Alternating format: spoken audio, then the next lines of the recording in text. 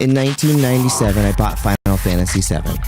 I spent about 60 hours beating Sephiroth, completing the games, and I spent another many hours trying to breed a gold chocobo, racing them, mating them, feeding them greens and grass I couldn't even pronounce, praying to the RNG gods in a theme park inside a role-playing game, and I'm not the only one.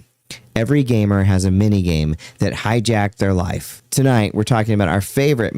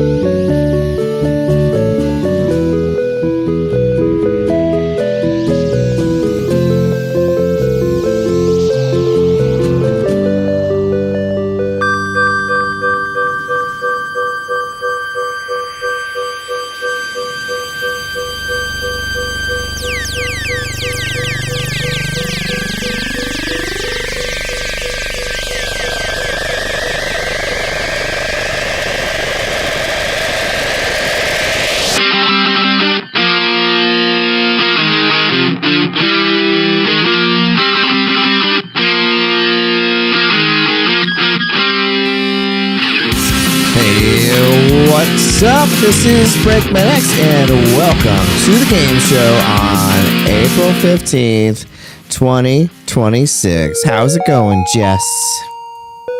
Things are going okay. I will let you know, there seems to be some technical difficulties on my side. I can't see any of the stream. Oh. I can fix that. There we go. There we go. Now I can see I forgot to click the button. Yeah, fair enough. So it was going out to the stream, just not to you. Gotcha. I mean, that is the least important aspect of this, so fair enough. Well, but yeah, I don't have a whole lot going on. I spent the weekend at the Wi-Fi Film Festival, which was super fun. It was really cool. So for all you don't know, I started a film festival a long time ago. Jess was instrumental in the festival for several years, 3 years, I think we decided. So I was ridiculously proud for her to come back, and not just as a student, like helping with it, but literally as one of the featured presenters. And I thought that was like the coolest thing. So, and she did awesome. Can you tell I'm proud? She did awesome. She did a great, really cool presentation about screenwriting. And it was just a lot of fun. It was a lot of fun. The crowd was great. There were quite a few people. And everybody was super into it. And getting to talk to and like network with everybody that was there was a lot of fun. Yes. No, for sure. I don't know.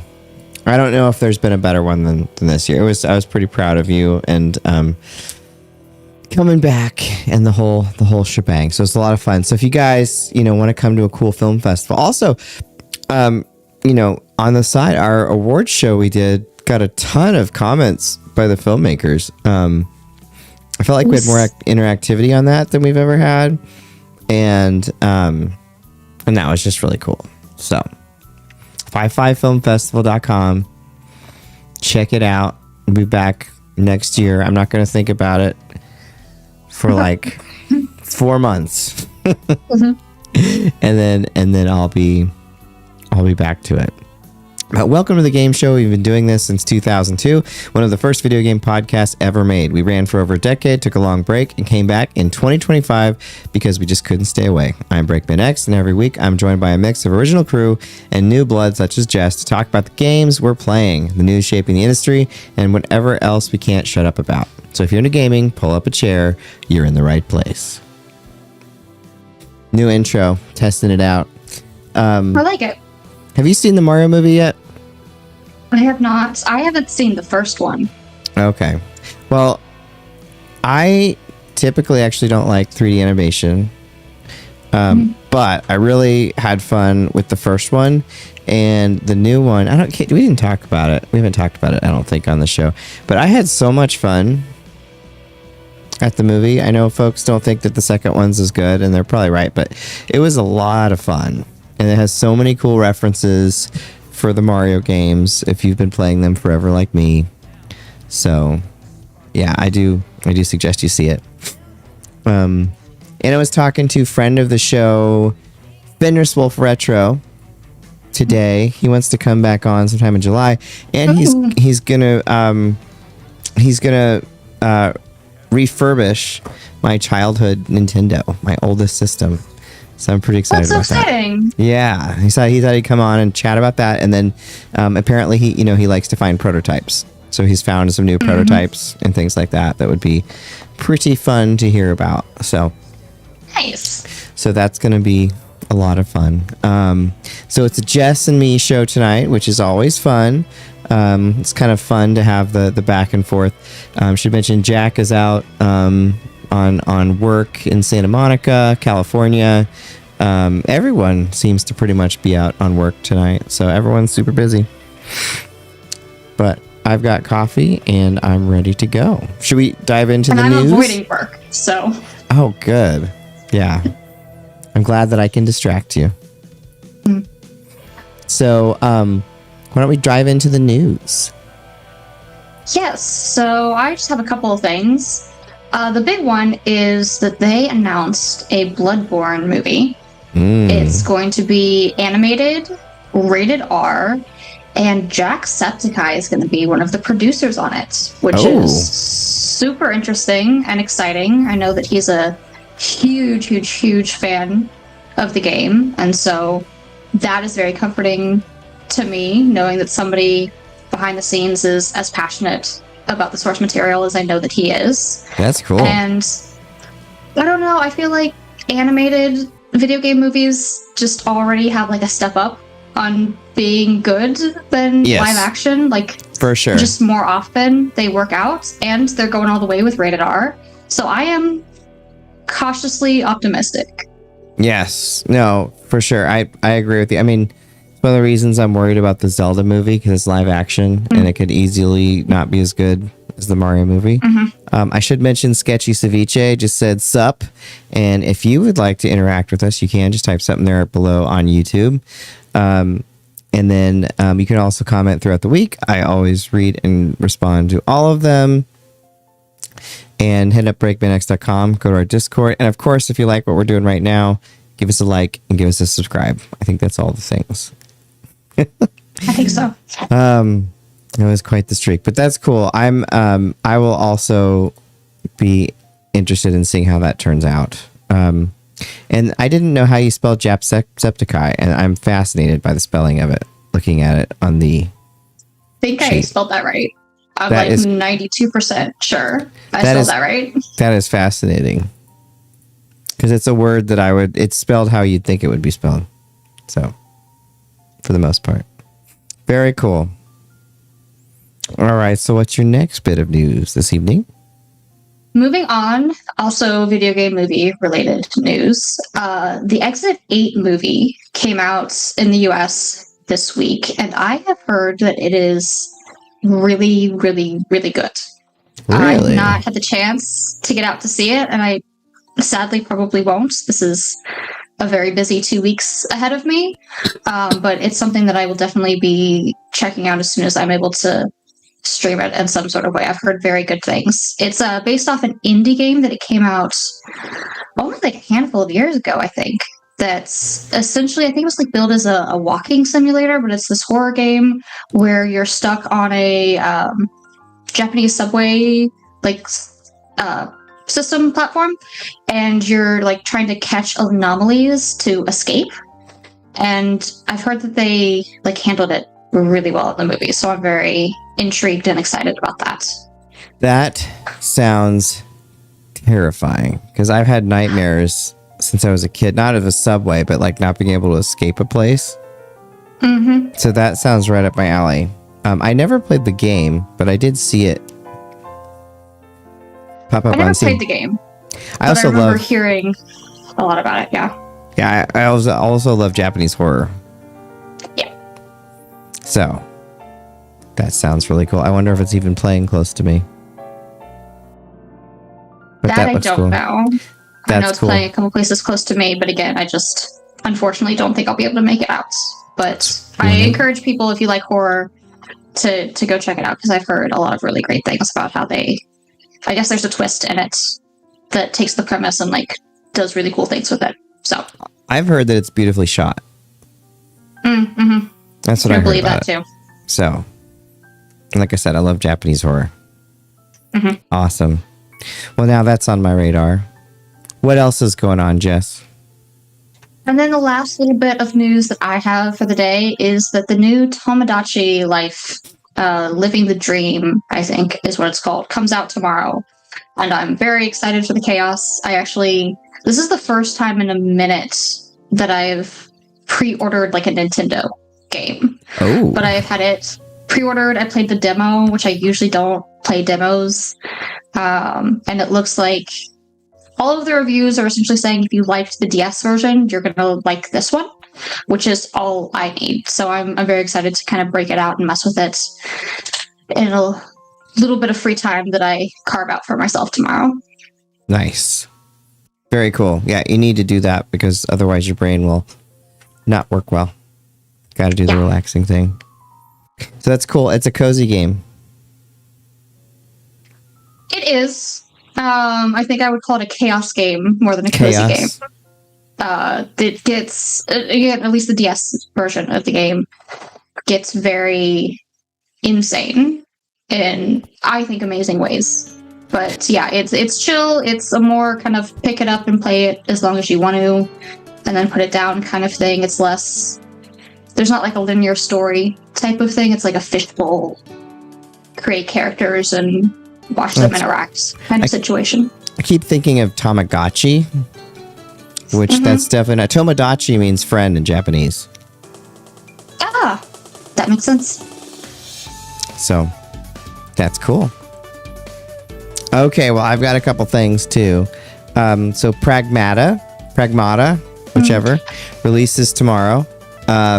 It's the game with the hacking mechanics that I think we've talked about a couple times. I know Jack's really excited about it. I'm really excited about it. They kept people kept saying it was like a Mega Man game. It's definitely not. But Capcom did lean into that apparently for April Fools. And did some stuff to connect them. So I'm excited for that game too. I love games with hacking mechanics. There was an old game called Deus Ex, where like Deus Ex Machina, and you could hack into different things. That was really fun. And there was like a hacking game on Steam. I can't remember what it was called, but all you do is hack. Oh, that's fun. And that was pretty cool. So, yeah, I love the hacking games. Okay, so next, Hades 2 hit Game Pass yesterday, which had been on an early release thing for a while, but it's the highest rated game of 2025 with a 95 on Metacritic. And I loved Hades 1. I downloaded Hades 2 when it came out. I'll probably play it when I get some time. I know Jack, of course, also loves Hades. And I will always tie it to Greg Kasavin, who was and I think Jack too's favorite game reviewer back in like the early to mid 2000s before he transitioned to game design. There was a really funny Penny Arcade comic about them stalking him, and the joke was that there was like rookie cards and like baseball cards of game reviewers. They were gonna have him sign the Greg Kasavin rookie card. So.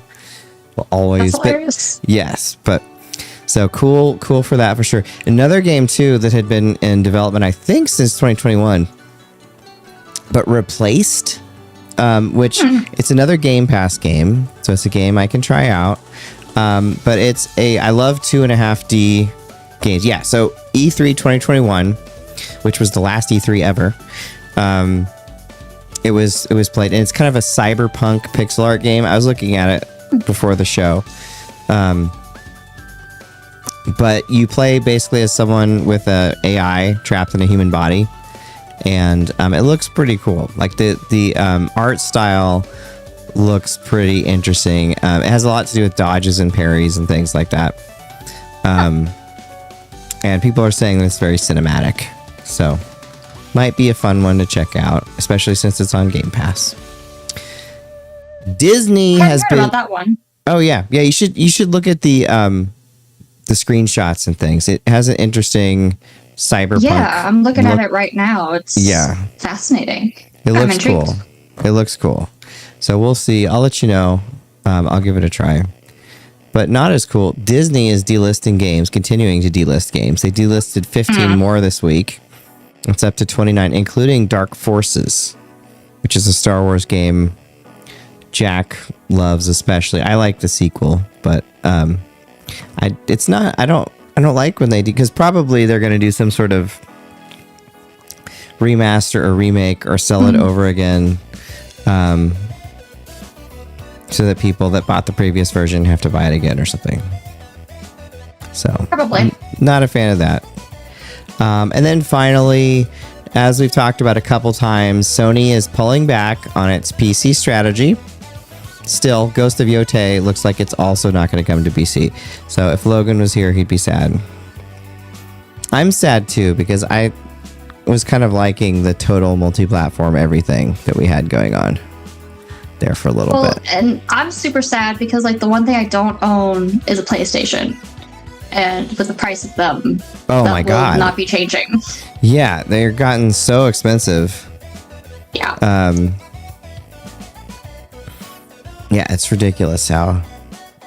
Yeah. PlayStations used to be affordable. Not anymore. So that's where we're at. But all right, so the meat of tonight's show are mini games. And I'm psyched to talk about our favorite mini games and also some of our least favorite mini games later on in the show. So the only one that I could definitely lead off with is, of course, Gold Saucer and Chocobo breeding in Final Fantasy VII. I'll talk about it's big. It's a big subject. So, but basically, in Final Fantasy VII, you arrive at this place called the Gold Saucer, and it's basically an amusement park. And there's all sorts of different mini games. There's tons and tons of you can snowboard. There's like these fighting ones. There's all sorts of different mini games. But the one that most people get into is the Chocobo racing, because to get the best summon, the best magic in the game, you have to breed a very specific type of Chocobo, and it's the golden Chocobo. And to do it, you have to train the Chocobo, and then you have to feed it the perfect type of greens, which there's really, I mean, I don't know how you figure this out unless you had a guide. But you have to like feed it the certain type of greens, and then you have to race it again, and then you get like different color Chocobos, and you breed them together, and then finally, after hours and hours and hours and hours, you can get the golden Chocobo. And then once you get the golden Chocobo, you can take that up to I think it's the top right corner of the map, because it's the only way to get there, and you can get Knights of the Round, which is the summon. But I'll always remember trying to help Shadow get this back in the day, and for whatever reason he was unable to get a Chocobo, the first one, to appear, and so it took him hours, and if you attack them they run away, and so of course one appears, and he's just like so used to them not appearing that he accidentally attacks and it runs away. Now luckily he got one back the next battle, but at the time it seemed very frustrating. So anyway, Chocobo breeding, that was a thing, and you finally get the good stuff if you wait out the whole situation. That is fascinating. I've heard that story before, but I didn't know about the like breeding aspects of it. I just knew about him accidentally killing the golden Chocobo. Yeah, it's crazy. You have to race them to like get them up to a certain level, and then you have to feed them greens, and then you have to breed them together, and then you get like different colored ones, and it's a whole, it's ridiculous. but it's worth it because the thing you get is the best thing that you can get in the whole game. It's like these super dramatic, like Japanese, like the Toho movies with the giant things. It's like that, but it's the Knights of the Round Table. It's pretty cool. I really need to get into Final Fantasy. It's on my list. It will happen once I have a life again in like a month. You've got a couple things to do, so it's okay. All right, what's your first minigame?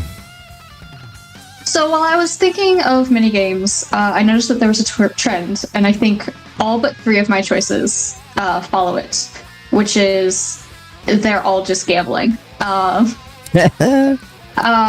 to start with is the one that I think probably most people think of when you think of minigames for a video game, which is Gwent for The Witcher 3, which then became its own game that they released on its own. And I just love card games, and I think Gwent is such a good one, and it adds so much, I think, to The Witcher 3. And I would spend so much time just playing that game and not actually progressing the story of the actual game that I was playing. But yeah, I like when the games they're interesting enough, but they're not so complicated you like struggle to keep up with it. And I feel like Gwent like falls in the middle of that, of like there's stuff going on, but you pick it up really quick. Yeah. I played The Witcher 3. I haven't played Gwent, but I'm terrible at card games. I'm just like not good at like learning the rules, so they have to be pretty simple for me to get into. But I when I was trying to remember mini games that I liked, people kept mentioning Gwent everywhere, so it seems like one I should definitely try. So very cool. I think you would be able to get the hang of it.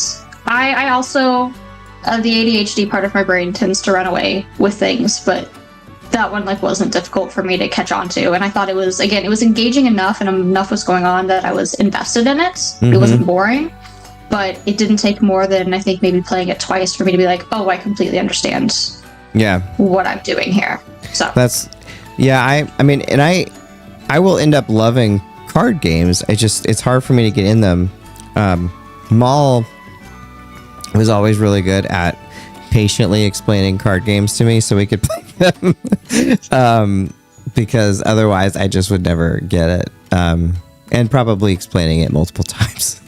But once you get it, I mean, I always love the art on card games. Mm-hmm. I always thought they were really pretty. So I have like a legitimate problem with how many decks of cards that I own for that very reason. I probably own at least 15, and that's just like regular playing cards. That's not counting like any of like the tarot decks or things, because I love the little miniature art. Me too. Aspect of it. No, I love that. So yeah, I have like an entire drawer that's just filled with card decks. Yeah, I collected cards for a little bit when I was in grade school. I started with regular card decks. And then I got into like Marvel used to have these cards series, and that was when I was like super into the comics as a kid. So it was perfect timing, and I still have them. And they would have really amazing artists do paintings. They called them Marvel masterpieces. So it was like they were super high quality. So anyway, those cards, and then Shadow got me into Magic, which I love the art on those.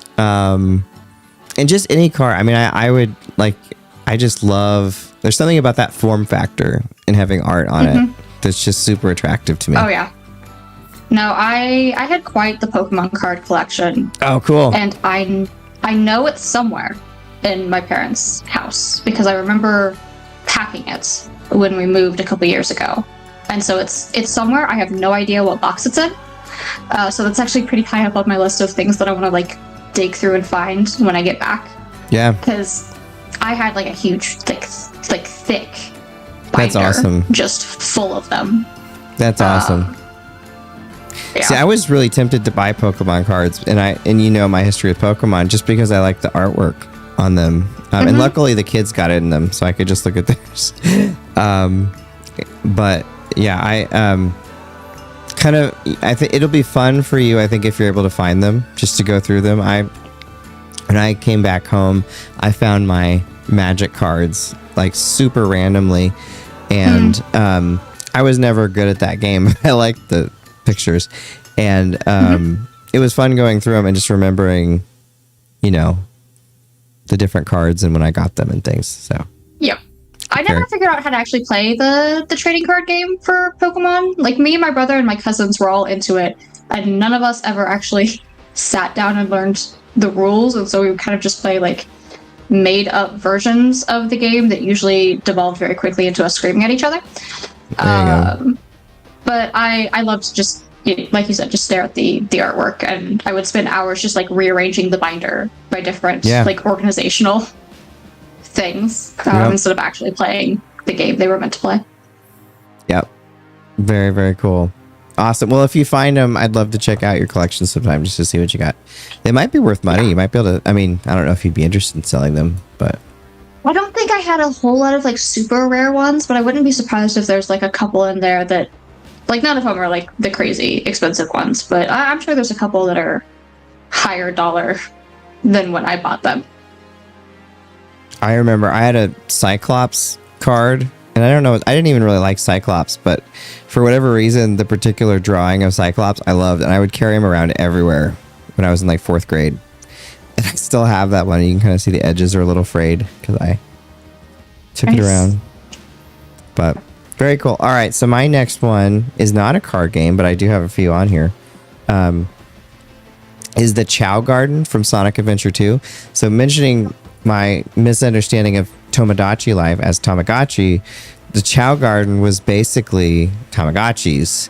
The Dreamcast, the memory card on the Dreamcast was like had a little screen on it, and you could take it out and then it would have very short battery life, but it did have battery life. And you could take your little virtual pets, your little chows, that you rescue in Sonic Adventure and Sonic Adventure 2 around with you and feed them and do all the things you do with virtual pets to make them happy, and then put them back in the game. I was never very good with virtual pets. Someone gave me a Tomodachi one time too, and it got mad at me because I would forget about it, you know, and there's all sorts of terrible things that can happen. But so you can boost, they can have swimming stats, flying stats, running stats, power, or stamina.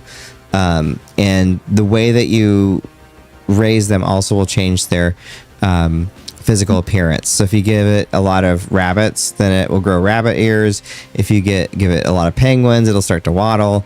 But it was pretty cool, especially like during the time it was in, that it was connected with the game. Like that was a really cool aspect to it, and it kind of extended it. Again, the problem for me was that those things, the battery life was terrible. So you know, at least unless I was doing something wrong, which is possible. But really cool concept, and both Sonic Adventure and Sonic Adventure 2 have them. So, but Sonic Adventure 2 definitely had like the better one that I think most people remember. And they die. They have a lifespan. So you if you get really attached to them, sorry. Oh, and there's events too. That was the other thing. Yeah, you could. There are events. There were races. They could run, swim, fly, and climb. And you would kind of watch them go through it based on how you train them. And then there was also karate. Watch your little guys fight. So, and that was, they were really cute. I'm not like super into cute things, but the chows were really cute. It's always fun when you get to have like the little pets. I don't know why they insisted on making it so that the digital pets died. Right.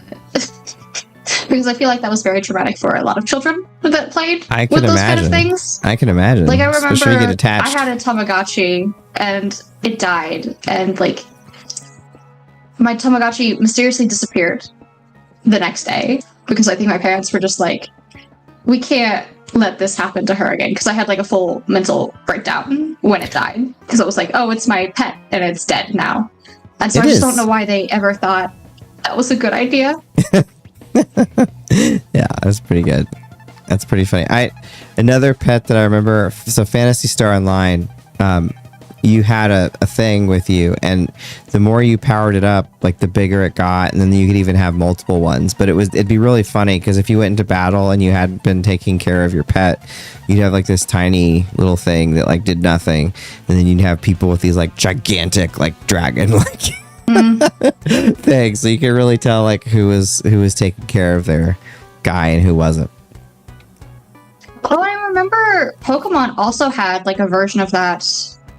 I think that was in like the DS era with the Soul Silver, Heart Gold games. So like they had like a little Pokewalker that you could put your Pokemon on and then like bring with you, and it was like a pedometer that tracked your steps. And oh, that's cool. It did something. I think it leveled up the Pokemon that you had with you, if I'm remembering correctly. But That's like they cool. also had like a little thing that they did that was similar. I like it. Very cool. All right. What's your next one? My next one is from Cult of the Lamb. And it is also a gambling game, this time with dice. It's called Knuckle Bones. And it's this little mini game that you can do to like earn money. And essentially you're playing against the computer, and you each have like a 3x3 like setup, and you roll a dice and you place it in one of the 3x3 slots. And if you like double up in columns of the same number, like the number doubles. But if you put the same number like in the same column, like if they put down a 5 and you put a 5 in the same column, their 5 goes away. And the whole point of it is just to have the most numbers when somebody fills up their little grid. And again, it's one of those really simple, easy ones that is just enough luck, but also has strategy in it to where you feel like you have some sort of control. And then you know, it's gambling. And so then you like bet a bunch of money and then you lose it, but then you're like, I can get it back. And I will sink a fair amount of time just playing that mini game just over and over again. Even if I don't necessarily need the money, but I love the like simple mechanics of it. I'm a sucker for a good dice game. And I occasionally will like randomize it and play against myself in real life when I'm bored with dice as well, because it's like simple enough at the mechanics of the game that you can do that.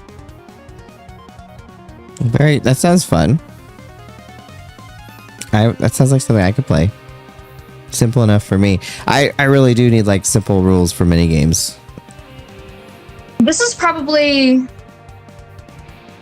say for like a couple that are like just very straightforward things that everyone knows how to play, it's probably the simplest game on my list.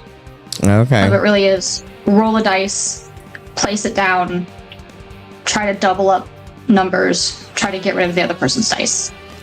And whoever has the most numbers wins. This next one is the most difficult one on my list. Okay. So Final Fantasy VIII, they all had mini games.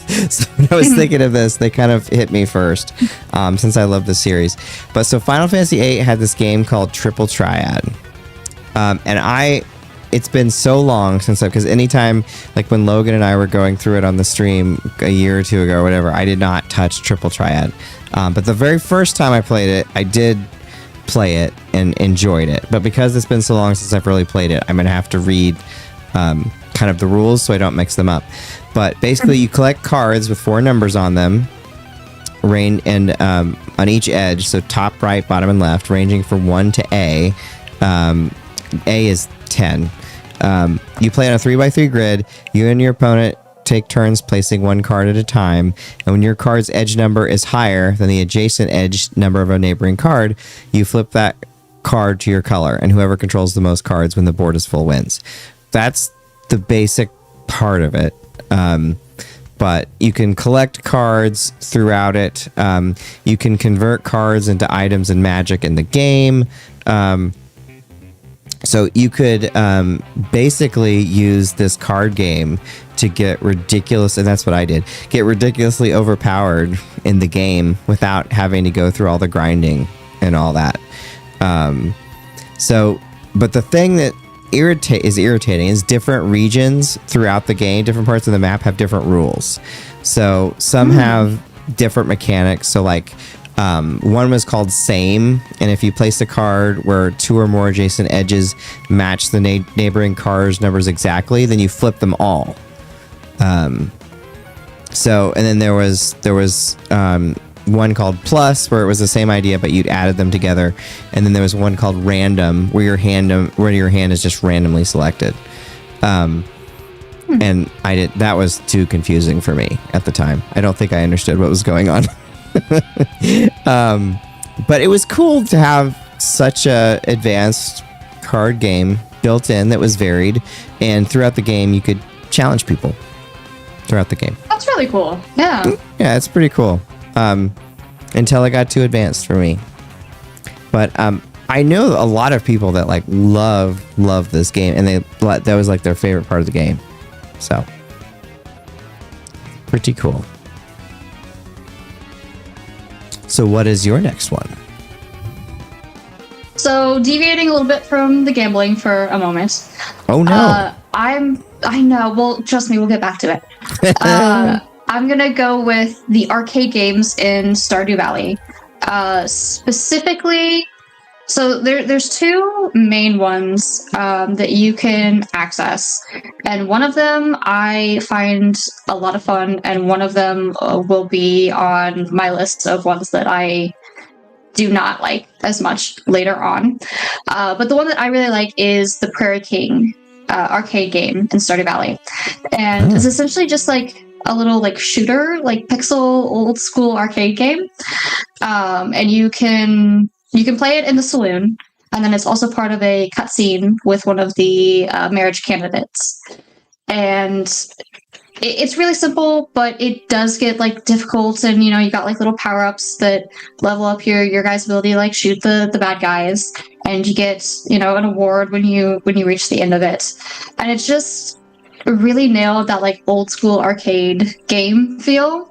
And I love it. It's one of my favorite things to do. Yeah. That makes me want to try Stardew Valley even more, which I'm going to after we talked about it. It's so good.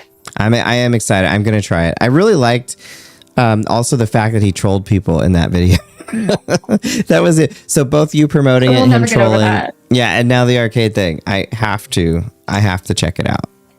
You should wait until the new update comes out. Just because it's going to add like stuff to it, and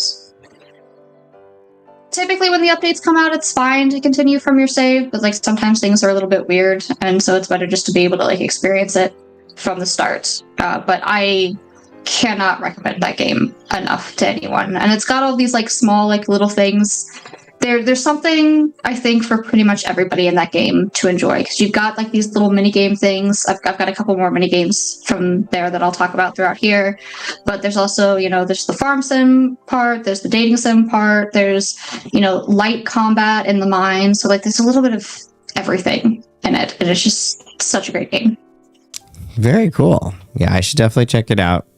I'm going to hit the chat here really quick. So Sketchy Ceviche a while ago said, childlike robots teaching us about humanity is one of the most Japanese tropes to ever Japanese. And then, yeah, PS1 destroyed the competition on being great value for the price. Yeah, that whole gen was a great, and now we've just gone nuts. And now they're back to the PS3, get a second job to avoid our stuff. And you have to wonder, because I remember the PS3, that whole debacle of like I remember the response was like, you're lucky to get it for that price, and I haven't heard them say anything like that. But at some point they've got to realize that people can't afford the system. So you would think. And then Infinite Deathless 7414 says hello. He has a pink hand waving, so hello Infinite Deathless, thanks for joining us this fine evening. And Sketchy Ceviche also mentioned my next pick, so I'll go ahead and dive into that. So he said the Final Fantasy X underwater soccer game minigame. So this was Blitzball, and I still love the intro to for Final Fantasy X. Did you ever get to play Final Fantasy X? No, okay. I haven't played any of them. Because I remember you're going to start with 10. 10 has a really cool beginning to it. Where it's very high energy. It's very much of the period. it came out, but it's very high energy, and it starts out because your character is a star player of this game called Blitzball, and it's really cool. There's a suspended sphere of water that just kind of is suspended there, and the people are flying through in the water, and then they can like jump out of the water and come in.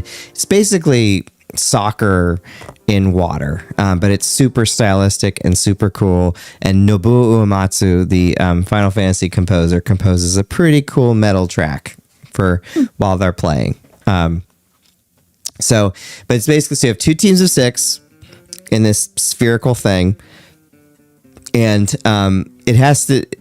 Your players have stats like RPGs, so they're good at attacking, passing, shooting, catching, or whatever. And the thing that kind of sucks about it is that when you start, you have a terrible team, and you have to go against the best team in the league from the beginning. So if you just play that first match, it feels really hopeless and terrible. And that's the only one you have to play. But once it becomes optional, then it becomes much more fun because you can recruit other players. You can, sign them. And some of them you just find like random people like standing around towns, and they're like amazing players, and they all have or some of them have super moves that they can perform, that are really, really great. And again, the first time I played Final Fantasy X, I played that story match and was like, this is terrible. I don't want to do this. And then when the remaster came out, Mecca told me, oh, you didn't play Blitzball? It's great.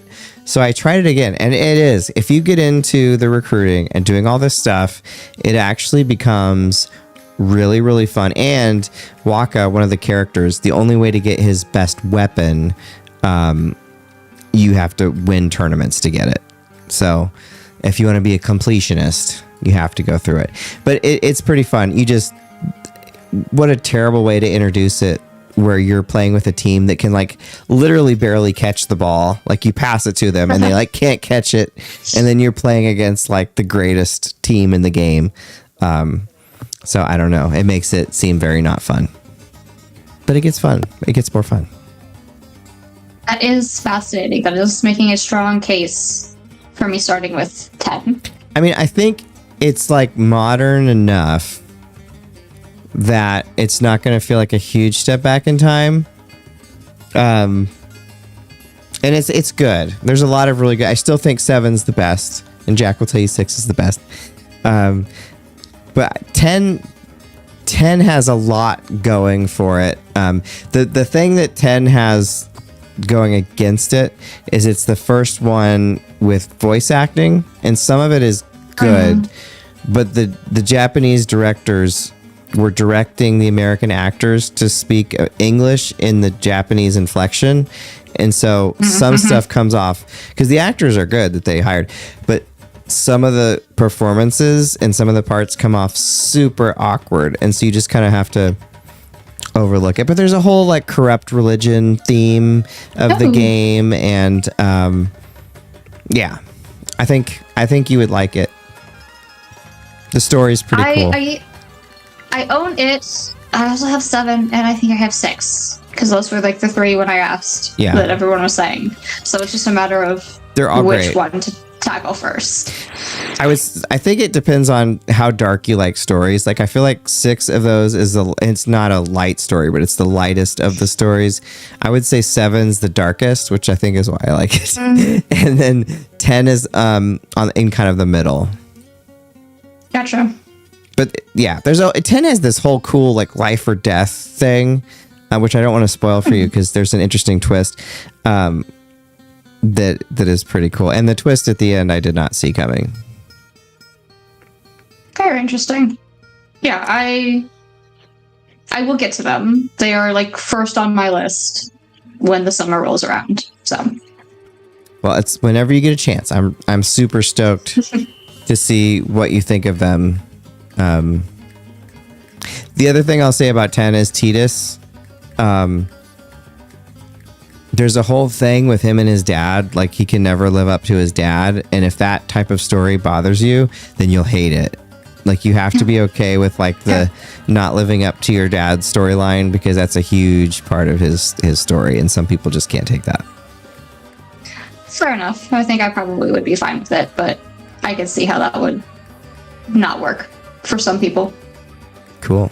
Well, I'm stoked. I'll play Stardew Valley, maybe even some Pokemon, and then we'll swap stories.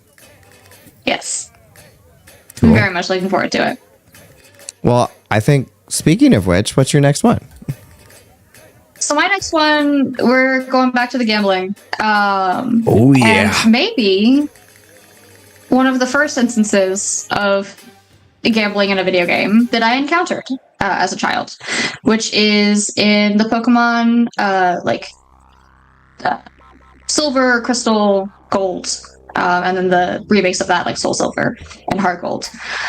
You can go into, there's like a full-on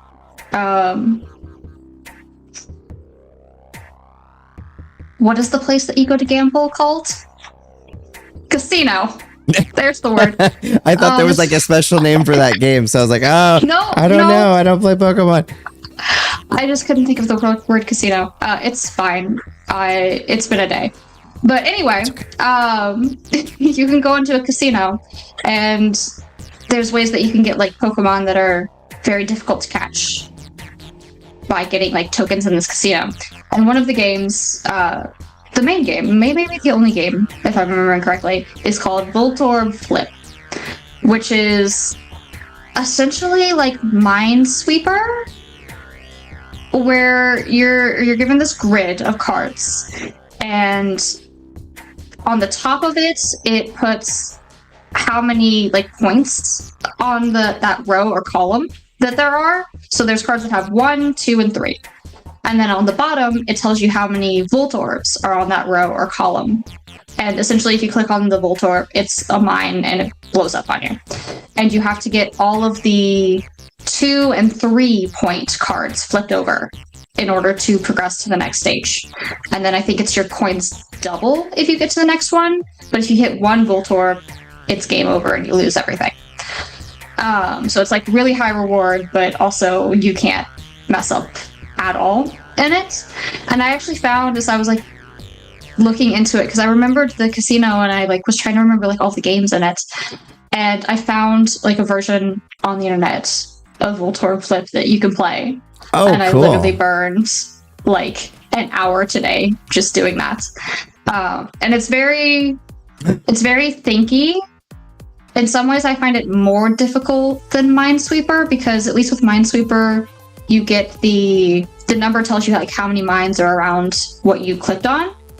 But the only way you can figure this one out is by literally like writing it down and being like, in this thing, it needs this many points, which means there has to be 1 2 card in this row. And so then you have to go to like the corresponding call. Like, it's a lot of thinking, and I can't even do it without like actually writing it out. Like, I can't do it in my head. But it is the kind of puzzle game that I really like. And I was expecting to get frustrated with it, because I remember being frustrated with it a lot as a child, because looking back on it, it's actually really complicated for a kid's game. And I think I was banking mostly on luck back then, and now I understand that there's a strategy to it. And so I actually played it for a little while today and still found it really fun. That's cool. Well, you're smarter than most, because I looked it up and there's lots of people asking how the hell you play it. Well, it's not easy, and like, even, which it is meant to be gambling, so like there is an element of luck, but like there is a point, especially if you get higher in the levels, where you can narrow it down an amount, but you can't get it perfect. And so like there will be like 2 cards left to flip, and you're like, one of these is the card that I need, and one of them is the Voltorb, and I have absolutely no way of knowing. I just have to pick one and hope I was right. So there is a level of, there's some strategy, but also there's just luck of the draw. So. Gotcha. Well, it looks interesting. I might check it out when I get into Pokemon. I'll probably become like the biggest Pokemon fan. Be hilarious. I want to watch you play. Like, I want you to stream it so that I can watch you experience it. That would be a good group stream. Like, you could it would be be there. so much fun. I would It would be so much fun. I would totally do that. Because also you could help. You know, being in my first rodeo with that, it'd be fun to get some tips. And I mean, I have to lie. I mean, it's a JRPG. I love JRPGs. I'm sure I'll like it. There was a lot of strategy that can go into it. The strategy is not necessary. You can't just brute force your way. I am a brute force your way kind of person. I'm not a huge strategy person in general when I'm playing video games. But there's like varying levels of like how like expert that you can get about it. So I do want to make it clear, like, I love Pokemon. I am not a Pokemon video game, how do we play this well from a strategy standpoint, expert. So I will mostly just be there to be like, oh, and this is why this thing is cool. But if you're looking for like battle strategy, that will also make it fun. That will also make it fun. I like watching people that are really smart about it. There's like a couple of YouTubers that I watch sometimes that do like Nuzlocke challenges, which is like this whole thing that I won't completely go into here, but like there's like a random element that they typically introduce, and there's these rules that like if your Pokemon dies like in battle, you can never use it again, and like all of these like elevating it kind of ways that's like really fun to watch. And I know I would just like crumble under the pressure if I ever tried to attempt it. It's intense. Sketchy Ceviche writes in, no, 9 is the best of the 3D Final Fantasies. 9 is cool. I need to probably replay 9. I had mono when I played 9, so I felt terrible when I was playing it. So I think maybe I need to give it another shot. It's great. I mean, I have nothing against it. And then Final Fantasy 12 got a great dub. I hated the battle system of that one. Maybe that's another one I need to try again. But and Infinite Deathless says a really good minigame was Joustus in Shovel Knight. That's a good one. I should have put that on my list. Anything in Shovel Knight is great. So that is definitely a good one. So nice pick, sir. Okay. So back to my next pick here. Oh man. The Gummi ship. So I put this on my list. But Kingdom Hearts. So the Kingdom Hearts. Have you played Kingdom Hearts? I have not. Okay. Well, so if anyone who hasn't played Kingdom Hearts, the whole thing is it's Final Fantasy mixed with Disney. Which when I first heard about it, I thought it was like a ridiculous idea. And wasn't gonna, because usually Disney games back then were mostly not great. And so Shadow, he loved Kingdom Hearts. There was like this pop song called Simple and Clean that this Japanese pop artist sang, and he would like sing actually he ended up singing the song on the show one time.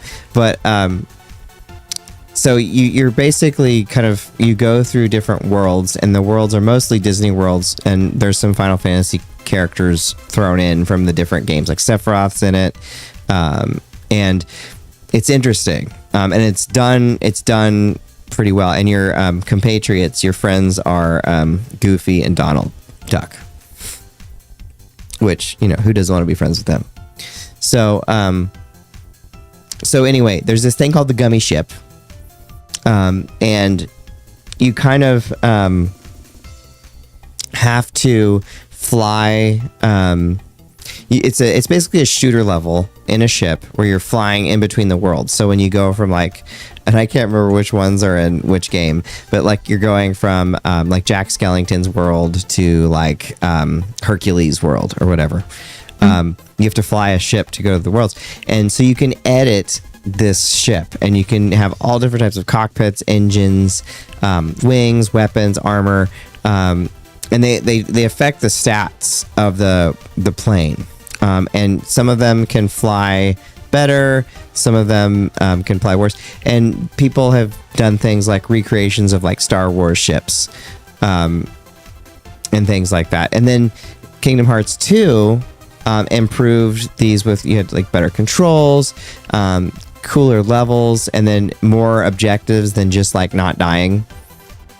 Mm-hmm. And there was also more editing you could do. Yeah. The thing that some people didn't like though was that you like had to do it. It wasn't optional. But I don't know. I always thought it was fun, and I haven't thought about until I haven't played Kingdom Hearts in forever, and so I hadn't thought about the Gummi ship until today. But it's a fun mini game. I'll vouch for it. I liked it. That's a hilarious name for a ship. Mm-hmm. I like that. Yep. I mean, it's a great game. Like it's one of the first levels is Alice in Wonderland, and I always thought that was such a cool place to be, kind of close to the beginning. Because it's the Lord of the Rings was huge then, so it's like all the games had massive battles with like tons of enemies because of the Lord of the Rings battles, and so there's a few of those too. That's one of those games that I remember being huge, obviously, and it's one of the ones that I think I played like at friends' houses on like sleepovers and stuff, but I never actually owned.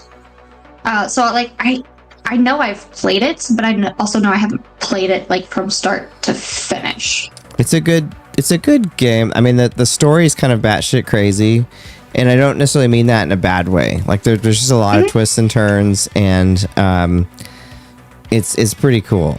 And it was kind of the main game series from Square Enix for quite a while. 2 seems to be the one that everyone likes the best. Yeah. But I think you have to play 1 to play 2. In my opinion. So, all right. Well, what's your next one? My next one is from the Harvest Moon Story of Seasons games, specifically the Friends of Mineral Town game. I think there were versions of it in like a bunch of different ones, but this is like the version of the minigame that I always think of, which is the horse racing minigame, which had a really simple mechanic. And I know they re-released the game as Story of Seasons a handful of years ago, and I haven't really played the re-release of it, so I don't know if they've changed it. But in the original, it was a really simple mechanic of you get on your horse and you press A repeatedly to go faster, and then like the icon would go from green to yellow and then to red to show that you like running out of stamina, and then you had to like hold back on pressing A to get the stamina back. And so you had to like judge how fast and like where to hold stamina in order to win the horse race, to unlock. Again, it was gambling, and you could get tokens and buy things at the festival. But I remember it being like, again, really simple mechanics, but really difficult and frustrating to get the hang of. And then once you did, it was like super rewarding. And then you got to like cash out, which was always a lot of fun.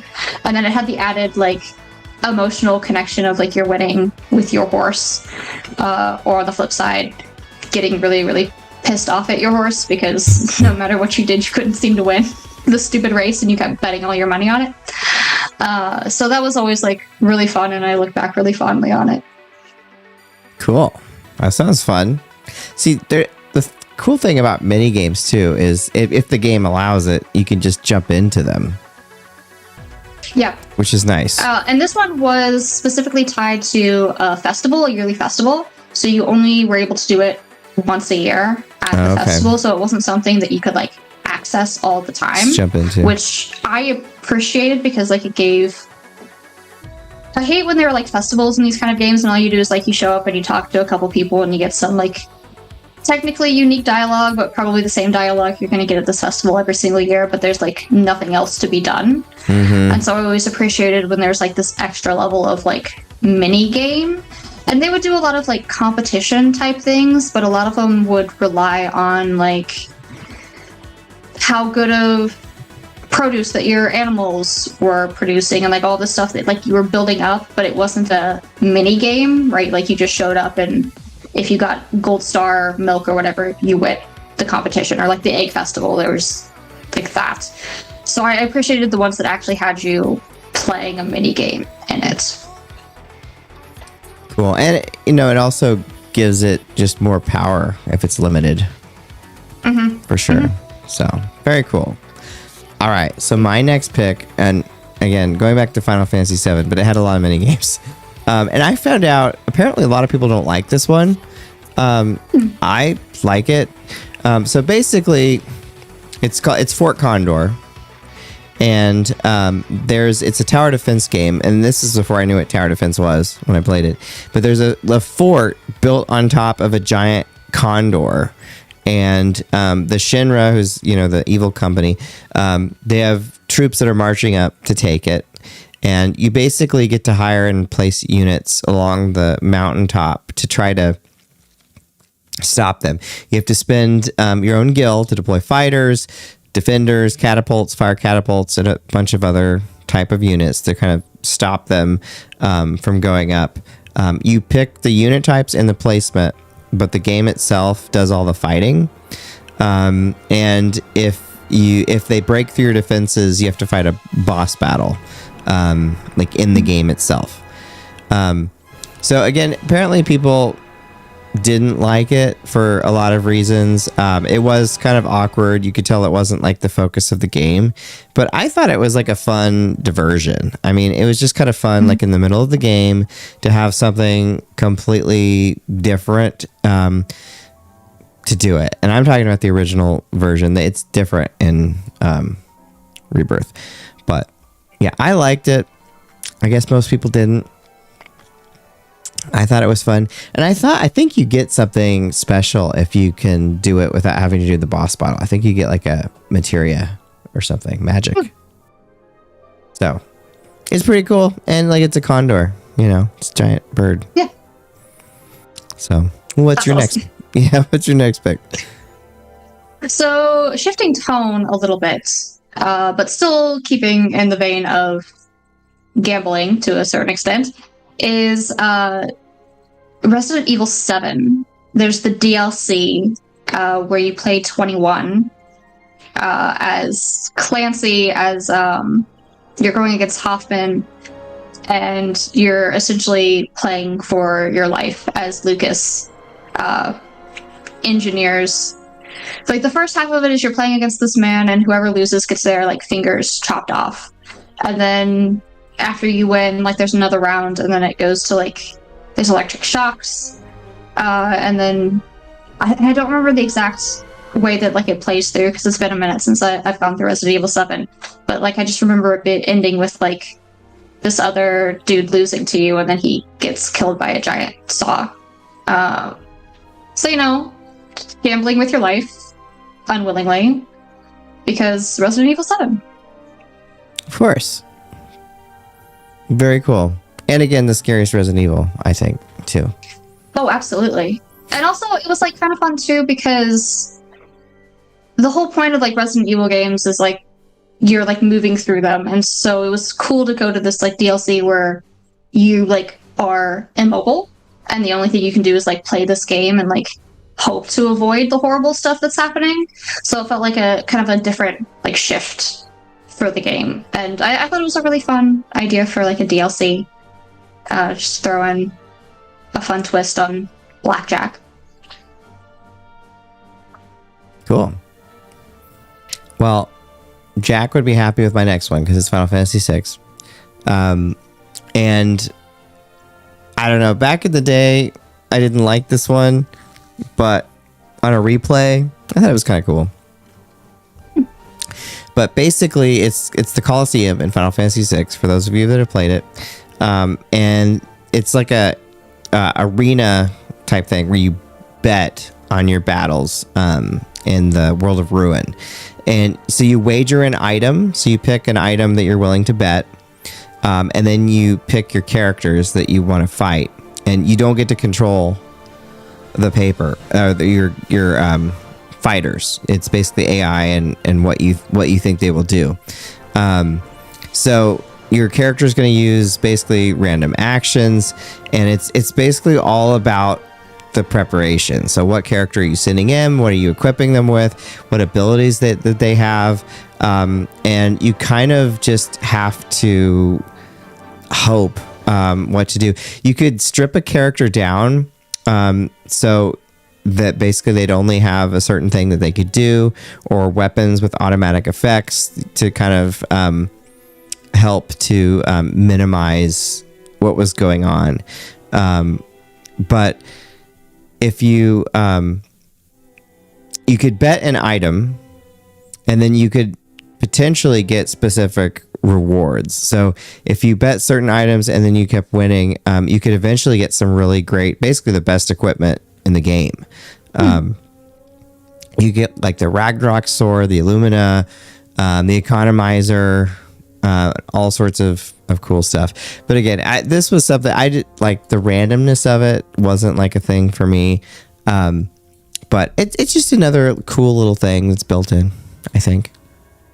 A little variety. Nice. When our JRPGs are so long, you got to have some variety in there. So, all right, what's your next one? So my next one is also kind of like arcade games, which is the Holotapes in Fallout 4 that you can get on your Pip-Boy, which are all based off of real arcade games. So like you've got Atomic Command, which is based off of Missile Command. You've got Grognak and the Ruby Ruins, which is based off of the Bard's Tale. Pitfall, which is Pitfall. Red Menace is like Donkey Kong. Zeta Invaders, which is Space Invaders. So there's just like a bunch of like just classic arcade games that you could just like pull up and play if you're tired of running around the wastelands for a little while. That's cool. I love Missile Command, by the way. Those types of games, I always thought that one was a lot of fun. So, yeah. All right, my next one. Again, this one Maul would be happy with if he wasn't having to work tonight. But Chrono Trigger. So at the beginning of the game,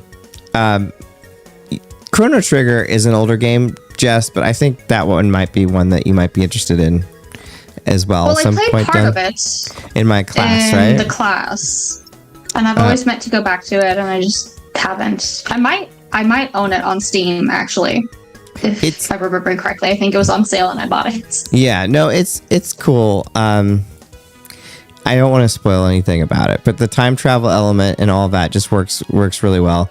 It's one of those games that I wonder if you play it now and you didn't play it back then, if it would hit you in quite the same way.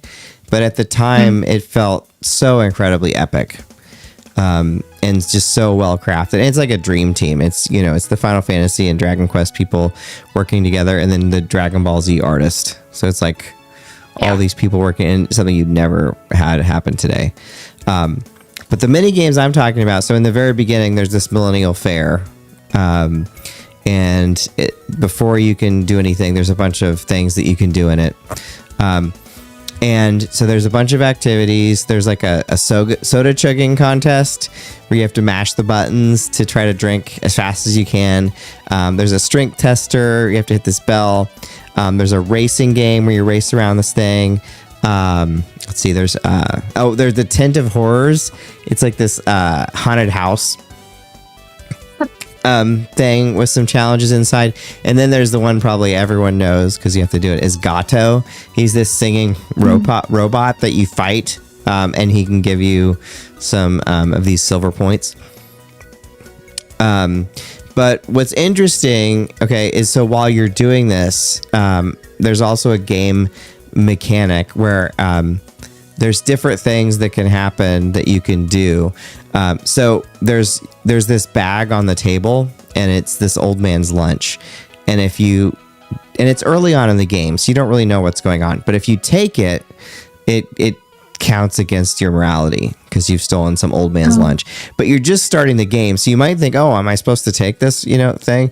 And then Marl, who's the princess, but you don't know it yet. You find her pendant, and you can sell it, or you can try to sell it, and that also counts against it if you bump into too many people. And if you lead Marl around, where you want to go instead of where she wants to go. That also counts against your morality. So there's all these different things, and then they go back against you. You're on trial later on, and depending on how many things you do against people, witnesses will come up and testify against your behavior, and you totally don't think anything of it because it's at the very beginning of the game, and then all of a sudden later you're in this very serious trial, and you're like, I didn't know I wasn't supposed to steal the old dude's lunch, because usually in games you want to take everything, right? Yep. So yeah, so a nice way of like tracking player behavior and something actually happening because of it later. So what is your next? Oh, I'm going to like your next pick. This is a good one. Yes. So one of my favorite things about the original Animal Crossing for the GameCube is that you could get NES games, like consoles, and then you could play the game in the game. I remember the one that I played the most was Balloon Fight, I believe. But then I also remember there was Donkey Kong, there was golf, there was pinball, there was tennis, just a bunch of different like NES games, and you could just get it, and not only was it like a cool piece of furniture you could have in your house, but then you could actually play the game. What a cool... This was actually what made me want to get Animal Crossing. When I very first saw it, I was like, oh, how cool. You can get NES games. Like, I just thought that was the absolute coolest thing. And then I knew that if you could do that, there had to be other cool things you could do. So I did pull up a list of the ones you can get. Okay. You can get Balloon Fight, which I love. So Balloon Fight, by the way, was Satoru Iwata's, I believe, his first game, or one of his first games, who ended up becoming the president of Nintendo and just an all-around cool dude. I'll never forget when I think it was when he was first introduced, he said, my business card says, like, corporate president, but my heart says I'm a gamer. Such a cool way to, like, introduce. And Joe, Dr. No, Wizard Jedi, got footage of him eating a muffin for lunch, which I included in my GameCube video, which is hilarious. And you can see him realizing he's on camera and then, like, kind of slinking back behind the wall. Clue Clue Land and Clue Clue Land D, Donkey Kong, Donkey Kong Jr., Donkey Kong Jr. Math, Donkey Kong 3, Excite Bike Golf, Pinball, Soccer, Tennis, Wario's Woods. Wario's Woods does not fit in with the rest of those. Baseball and Punch Out. Yeah. And then there were the Forbidden 4. You could get Ice Climber only via e-reader, Mario Brothers also only via e-reader, Super Mario Brothers, but only through a magazine giveaway in Japan. And The Legend of Zelda is apparently in the game code, but never available in any way.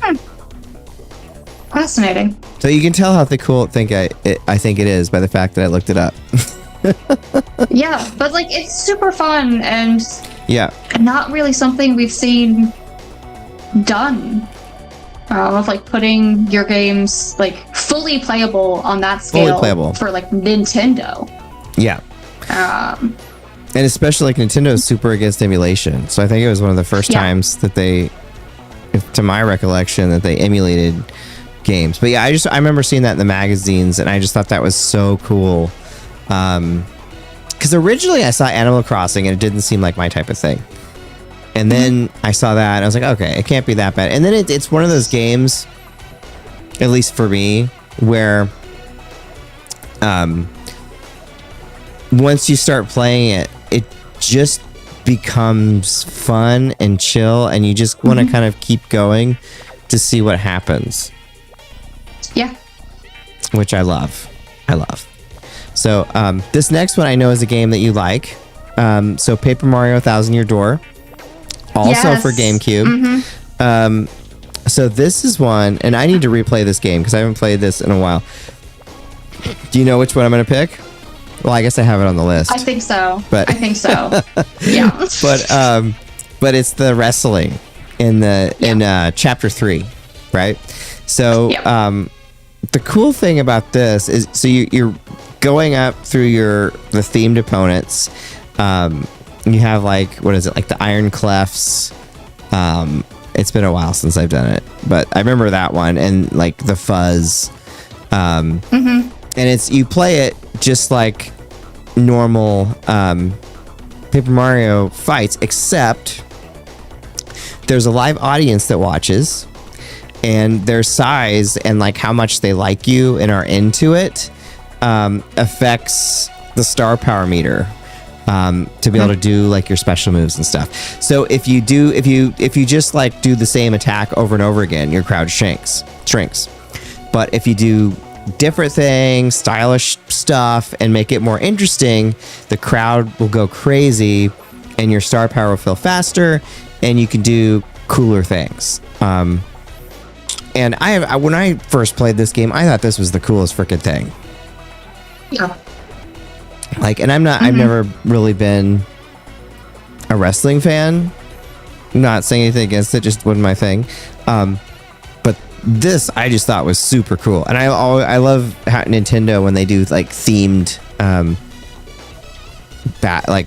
fighters like this too. Yeah. So very cool. Now it makes me want to play that game again.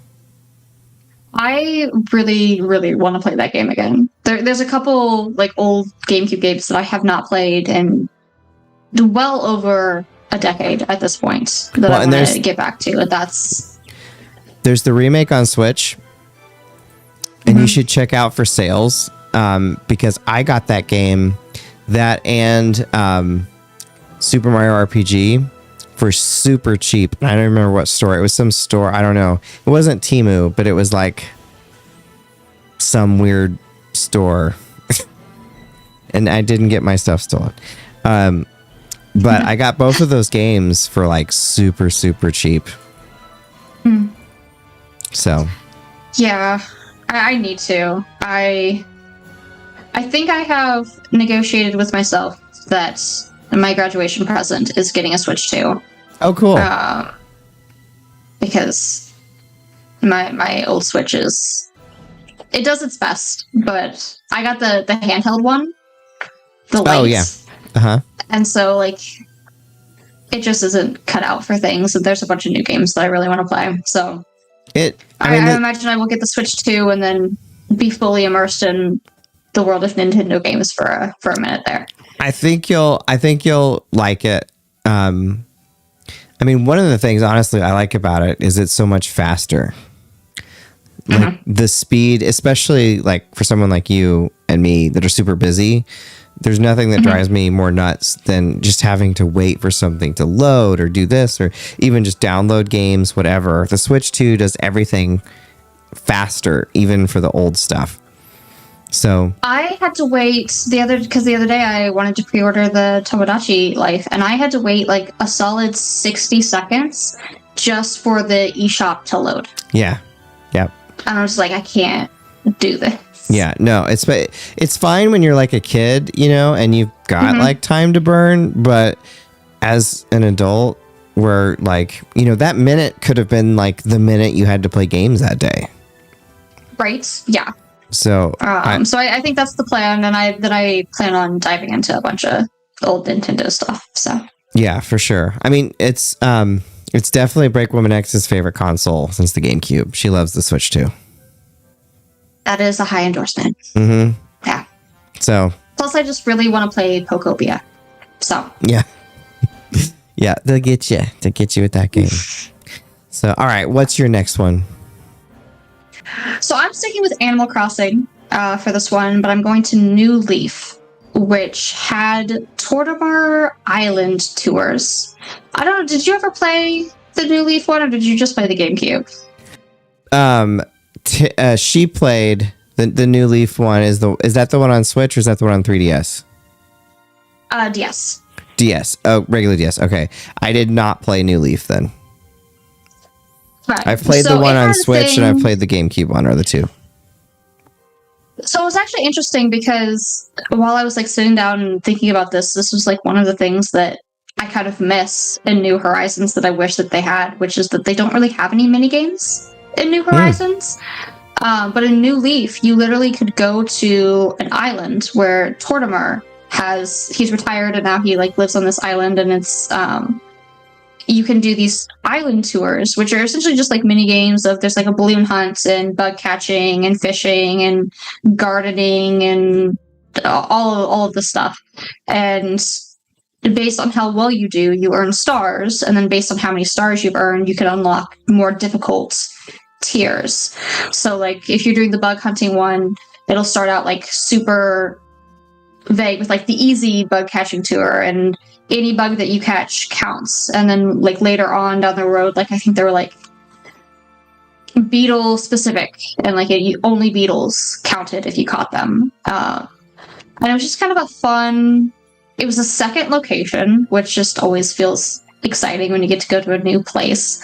And then it brought back characters that you remembered and were excited about, and then you were able to use the medals to like buy exclusive items that you couldn't get anywhere else. But it was just kind of a fun little, like, here's a task, a challenge. Can you complete it? Can you be fast enough? Can you, whatever. And I feel like we don't get that kind of thing so much in New Horizons. They kind of like, I think they went a little bit more hands off with it and wanting it to be more of a, and you can do whatever you want. But in doing so, everything felt like a little bit more generic and there were less parameters on things. So I kind of miss there being like little, like actual like gamey aspects in Animal Crossing as opposed to just the like life simulator decorating kind of thing, which I love. But I feel like the older games also had like little bits of something else in them. Yeah, I loved the mini games in the GameCube one. So it's too bad. Well, my next and last one for the positive ones before we get into the ones we hate is I'm going to do two since it's the last ones. They're basically the same thing. But in Street Fighter 2, you could destroy a car. It was like it's like a sedan or something, and you would basically do all the moves that you would normally do. The strong kick was definitely the one you wanted to do, but you had to destroy the car, and if you destroyed it completely, you would get extra points for it, and a guy would come in really weirdly recorded audio and go, "Oh my car," and I always thought he was saying, "Oh my God." And maybe someone's going to come on and say, "Oh yeah, he was saying, 'Oh my God,' and I'm wrong." But I'm pretty sure he was saying, "Oh my car." But when I was a kid, I always thought he was saying, "Oh my God," because it sounds the same. And then along the same lines, Mortal Kombat, around the same time, a little bit later, had the test your might, where you'd have to chop the thing. And that, I just always think of that with mini games. So it's my there's some other good ones, I'm sure, but those... That's the last of my positive list for tonight. So what's your next one? I'm going to round out mine with going back to Stardew Valley. There were a couple ones that I was like debating on picking between. There's the Fall Festival has quite a few little mini games that you can do, and I do enjoy most of those. But I decided to go with the darts game that you can play in Pirate Cove. Mostly just because darts is one of my favorite games to play in real life as well. And every time that I've seen it brought up in video games, I've also really enjoyed it. I don't know what it is about darts specifically, but I always just really enjoy them. For Stardew Valley, I remember like so it's on Ginger Island, which is like a secondary location that you can get to. And throughout Ginger Island, you're trying to get these golden walnuts that like unlock other things. And so I think it's like the first 3 times that you play and that you win the darts game, you get a golden walnut for it. And then I think after that, I don't think you get anything, but you can like keep playing the game. And I do continue to like play the game. I usually play it at least once every time I have the opportunity to. And it's darts, and the goal is to score the 301 points. But there's just something I think so satisfying about like watching those like numbers go up and like doing the math in your head of me like, if I get this, then I get the perfect thing that I need to. And I just find it to be really fun, and it just like takes something in my brain that I enjoy. I like darts too. Yeah, see, another reason I need to play Stardew Valley, so I can play the darts minigame. So very cool. All right, so we've only got a few minutes left, so let's go through the couple that we hate. And yours is similar to mine. And Mecha would be mad at me at this because he loves fishing in games. He made me play through, which I was glad because it's a good game. Breath of Fire 3, and he was all excited when you get to the fishing. I'm like, oh, you like fishing? And apparently he does. But that's crazy. So at the beginning of Twilight Princess, and it's been a while since I've played it, but you have to fish, I'm pretty sure, in the beginning. And I just do not like fishing in games. I mean, I don't really like it in real life either. As a really little kid, I like doing it like my grandpa, but it's just boring to me, the fishing, and especially in games, and I don't want to do it. And anytime there's fishing, you lose me in games. I agree. And my thing is, I don't find it boring. I find it frustrating. I feel like most of the mini games that they choose for fishing, for some reason, are just the worst. So I specifically for mine put Stardew Valley, but I agree. I don't think there's a single fishing mini game in any game ever that I would say that I enjoy, much to my father's dismay. But like with Stardew Valley, you have to like, I usually play with controller, and so you have to like press A to like keep it in the middle of this bar that goes up and down. And it's like super frustrating, and it's my least favorite thing. And I play on PC primarily nowadays, and if I have one mod, it's the don't make me play the fishing minigame mod installed. I also hate the Animal Crossing one because it's like so anxiety provoking. So like I said, my dad's a huge fishing person, and so I used to, as a child, I would hand off the controller to him and be like, go fish for a while. I need fish, but I don't want to do it. And he would do it because he thought the fish were cool. But like that's how much I hated it, that I would like outsource catching the fish in Animal Crossing to my dad. Did he ever watch the fishing TV shows? My grandpa used to. My dad, that's a very frequent thing to be on the TV, especially like in the mornings on the weekends. It's just Yep. When people on boats in a lake. When I'd visit my grandpa, he'd totally watch those. And you should check out sometime. The Dreamcast had a fishing controller. It was like a full. Yes, I do know about that. Yep. Yeah, for Bassmaster or whatever it was. My dad had, I think, a Bassmaster game for the Xbox. I know he had like the Cabela's hunting game. Yeah. It was popular. Yeah. I sold a lot of copies of it at EB when I worked there. I'm sure. Infinite Deathless says, trust me, fishing in Red Dead Redemption 2 is great. I will take your word for it. I'm sure. It's a better one. I would agree. I still don't love it, but it upsets me probably the least. There you go. It upsets me the least. It can go on the box. So what upsets me the most in Final Fantasy X is the lightning dodging, which I don't know if it's technically a mini game or not, but there is a section towards the end. You'll know when you get there, where you're running through this thing and there's lightning strikes everywhere, and you have to run.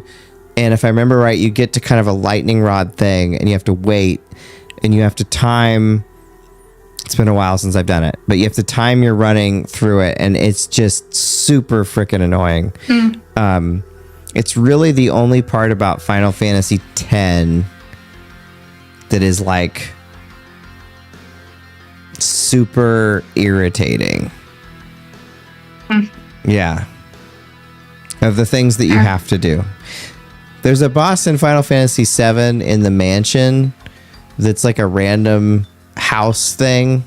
If you played the game, people, you'll know. That's super frustrating there. But Yeah. The lightning dodging. When you get there, enjoy. Cool. I will look forward to that. Yes. So, you want to give your last one here? Yes. So I mentioned at the top that there were 2 arcade games in Stardew Valley, and that one of them would be on my least favorite list, and that is the Junimo Kart 1. It's a fine mini game. I'm just really bad at it. You're essentially like in this cart, and it's a platformer, and you have to hop over the like missing track. And it moves too fast, and it frustrates me to no end, and I can't beat it no matter how hard I try. And there's like other things that like pop up. There's like boss battles and everything, and different levels you have to get through. But frankly, I think I've only made it through the first level maybe twice. And it's such a like, and I'm not good at platformers to start with, so like it's mostly on me. But it was just such a frustrating experience that I'm like, I don't need that achievement. It's fine. And I've just kind of given up on it. Not worth it. Not worth it. Well, this was fun. I like the configurations, but it's pretty fun to do just to show with you. So I really enjoyed it. So with that said, now that we've talked about our mini games, what are you going to be doing this week? I turn in my final thesis on Friday. And then I'll still have like a couple things to wrap up, but I'll essentially be done with grad school in the next 2 weeks or so. It's a huge achievement. Good for you. But I'm about to be able to take a very deep breath, which I'm looking forward to. You're going to kick some ass. I have no doubt. It's going to be great. So awesome. Well, I'm going to try to sleep this week. I didn't get like any sleep last week because of Wi-Fi. Because I always I'll wake up in the middle of the night and be like, oh my God, what if the movies don't play? What if something changed with their system and it's not going to work the way it did before? What if one of the guests, I told them the wrong time and they show up at the wrong time, or they think it's the wrong day, or I think about everything that could possibly go wrong. And then I have to I'll write down in my little notepad things I'm going to do that day to make sure those things don't happen. But now that that's over, I plan on catching up on sleep this week, catching up on other work, and then, diving into some of the videos that I want to make. So that's my goals this week, and I'm looking forward to it. But we'll see you same time on the game show next week.